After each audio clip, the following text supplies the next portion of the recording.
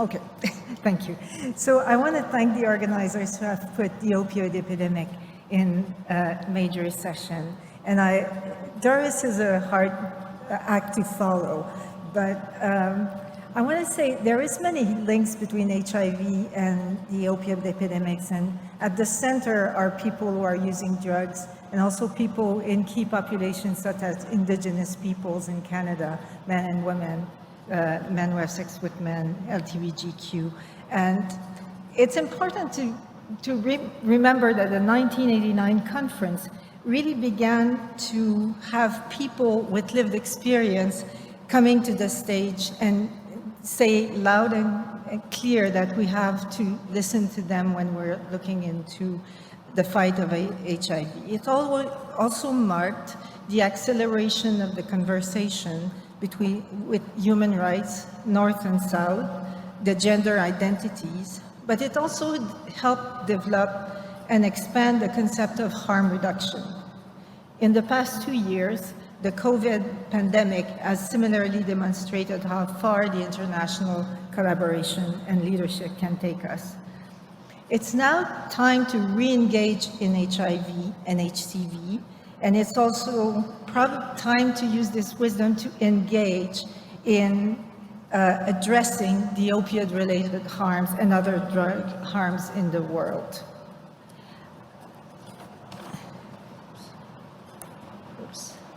I want to respectfully acknowledge that the land on which we gather today is the traditional and unceded territory of the Ganendiahaga, a place that has long served as a site of meeting and exchange among nations. And I understand why it's important to state it all the time.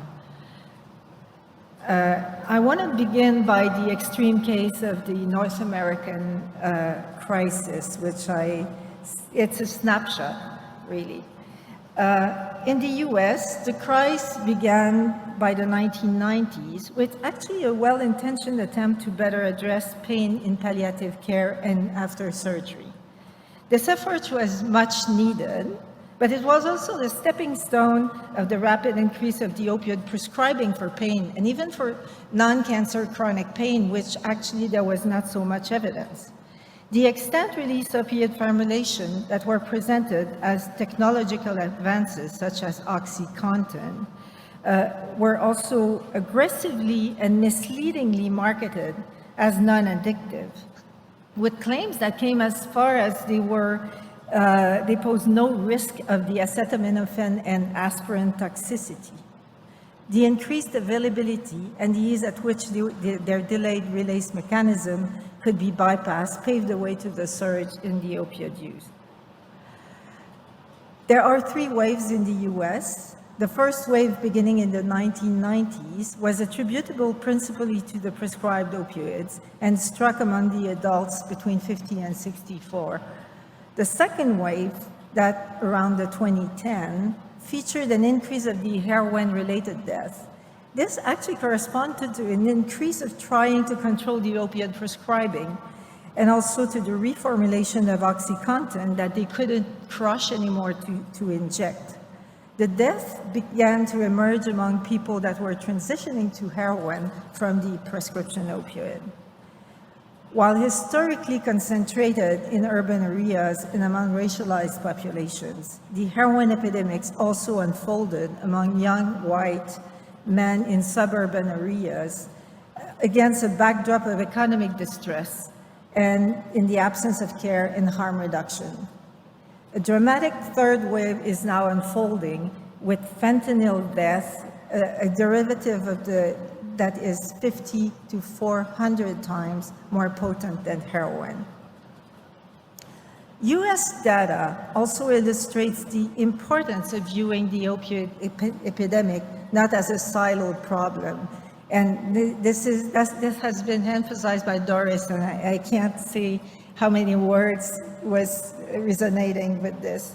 Take the example of the Scott County that most of you know in Indiana, which have seen an HIV outbreak between 2014 and 2015 among a large network of people injecting prescription opioids. 95% were already co-infected with HCV. And Indiana was also characterized by opioid death rates that were higher than the national average. The epidemic was eventually controlled through a strong coordinated response combining needle syringe program, HIV screening and treatment, and also expanded access to OAT. Actually, services that were literally non-existent during this outbreak. The Scott County highlights the vulnerability of people who use drugs when faced with a lack of resources and healthcare adapted to their needs. Nevertheless, while preparing this presentation, I just realized that the Scott County needle syringe program, the one that was open back then, was actually shut down in early 2022.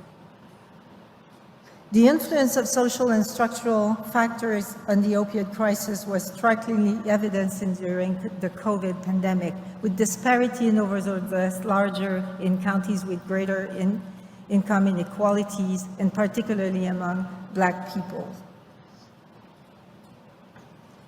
Now, in Canada, the opioid prescribing expanded in a manner similar to what we've seen in the US, but the crisis was mainly recognized from 2016 and has largely been concentrated in the Western provinces.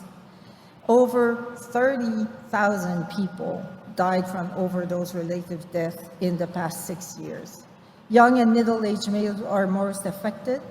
Indigenous peoples are at least 5 times more likely to die from overdose, and Doris, I think, was really, the illustration with Doris was very moving. The opioid-related mortality rates were actually beginning to curve in the 2019 to rebound to their highest recorded levels during the COVID pandemic. This talk is focusing about opioids, but it's worth noting that the contribution of polydrug use is really crucial as well, and more than 50% of the people who died from the opioid-related also had used stimulants. So behind these statistics, there are people facing dreadful circumstances. There are my patients, there are people who know people, and there are our brothers and sisters. As in many other settings, people who are using drugs are very frequently disengaged from mainstream services, not able to access culturally adapted or non-stigmatizing care, and even under our umbrella of universal care in Canada. And this is mostly inexistent outside the big centers. Prisoners are denied evidence-based care in most provincial prisons when it comes to addiction. COVID exacerbated these structural barriers. Mental health, homelessness, and isolation exacerbated all these harms. And we don't know much about what happened with HIV and HCV in these populations because we haven't been able to do surveillance. I want to spend a bit of time on the Canadian response with what I call the glass half full view. Despite I'm pretty without words that our Canadian government couldn't be at the plenary opening yesterday.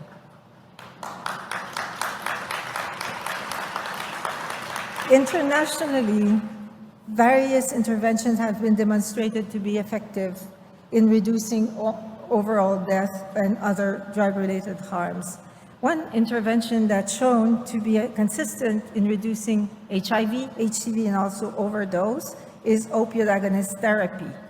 The body of knowledge generated is unfortunately not at the level of the problems that have to be addressed, and funding for drug-related harms and drug treatment is low and unacceptably low in most of the countries, and especially in low and middle income countries. Comparing against the WHO targets for opioid agonist therapy and needle syringe program, Canada fares relatively well.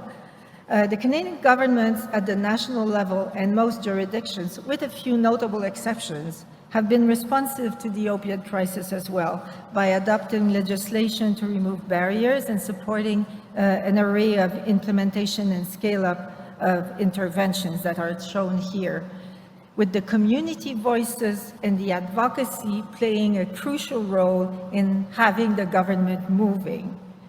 Nothing is perfect.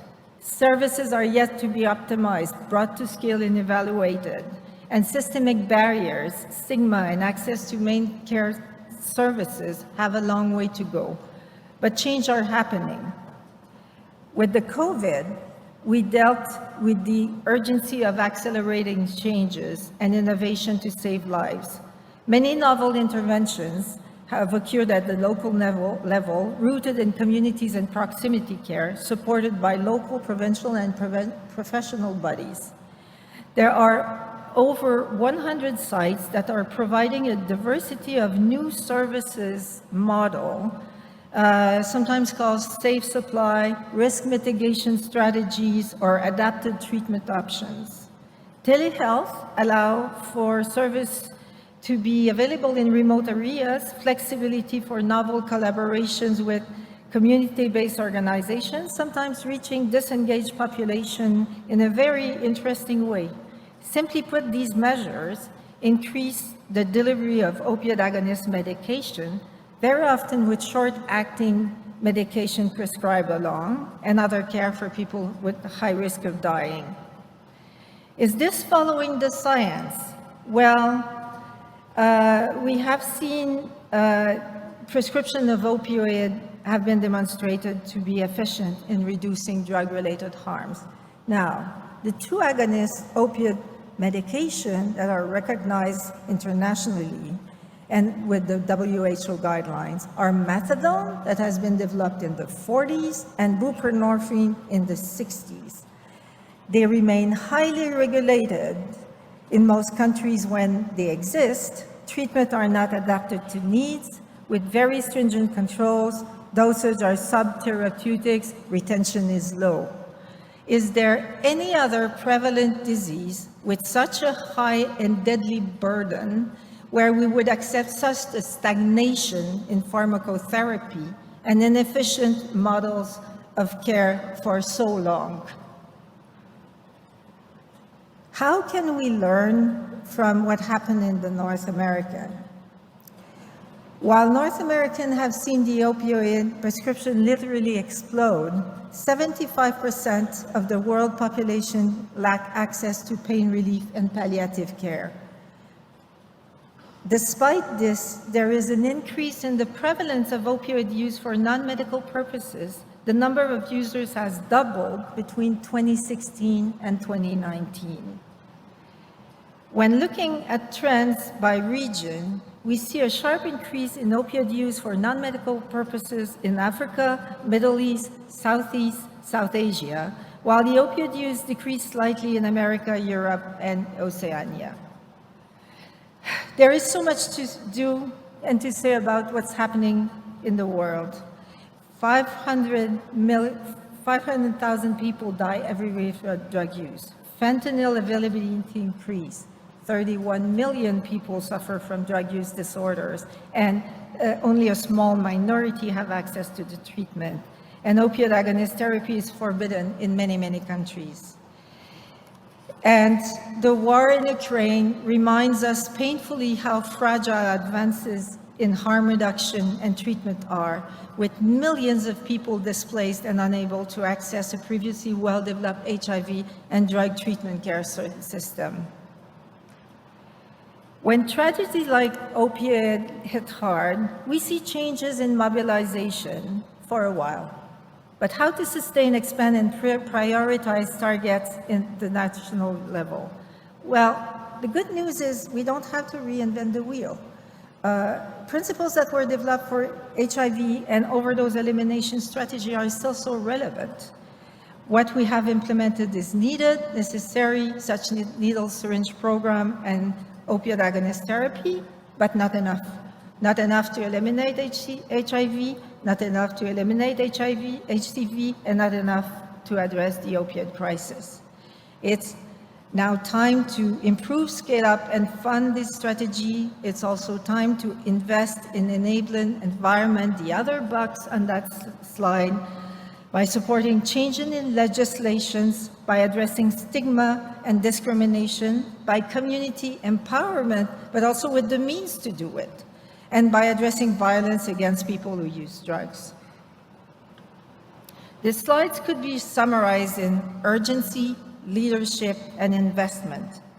For places and countries that do not face the opioid crisis yet, prevention should be central in the midst of the observed opioid expansion, recognizing that pain management is a health and human right priority while learning from our mistakes and listening to the communities.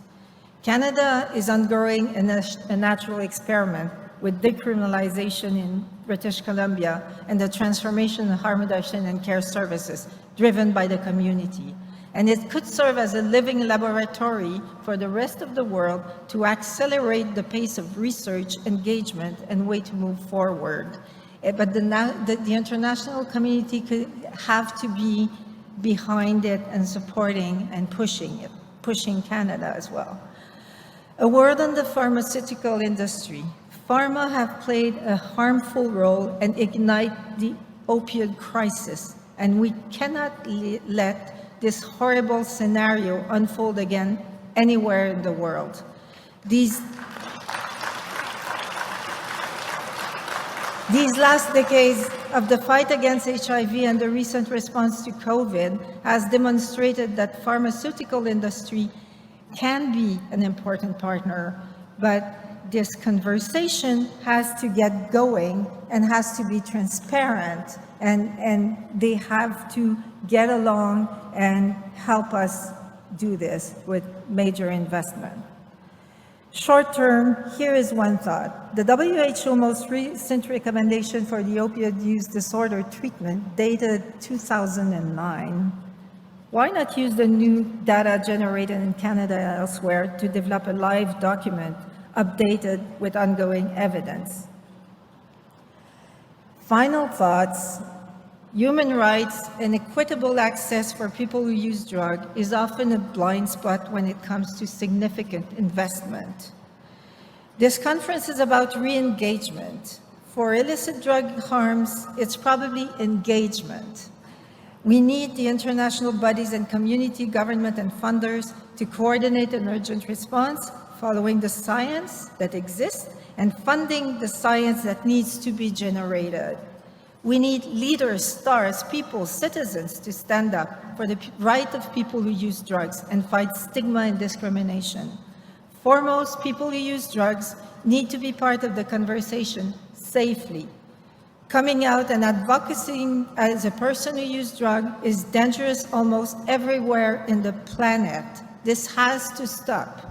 Continuing to criminalize people because they're using drugs is going against the science, against human rights, and it has to stop.